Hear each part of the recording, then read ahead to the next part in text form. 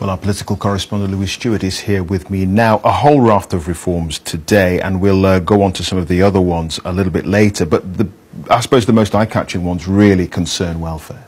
That's absolutely right. These benefit reforms, we've been talking about them for so long, haven't we? And there's been the vociferous debate about it, not just from opposition politicians, but from church leaders we heard over the weekend, from charities who say they'll penalise the sort of poorest 10% in society, they'll be hardest hit by them.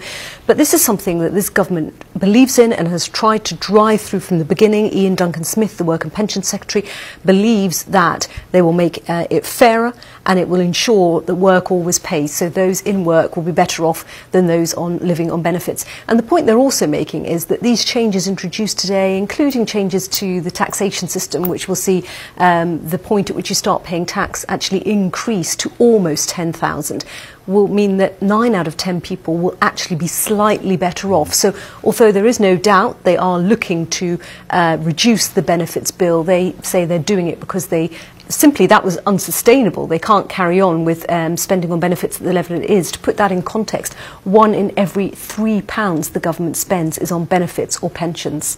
Labour's argument, of course, is that, look, it's actually 3/4 of the people who are going to be affected by these changes. They're actually already in work, so they're being hit while they're striving to make ends meet anyway. Yes, they say this argument of strivers versus skivers is nonsense. They say that it will affect people in work. They focus very much on what they describe as the bedroom tax. Of course, it isn't actually a tax. It is a reduction in benefits. So if you have 1 spare bedroom, you will lose a certain amount of your benefits. If you have 2 spare bedrooms, you'll lose 25%. So they're focusing on those. There will be losers from these reforms.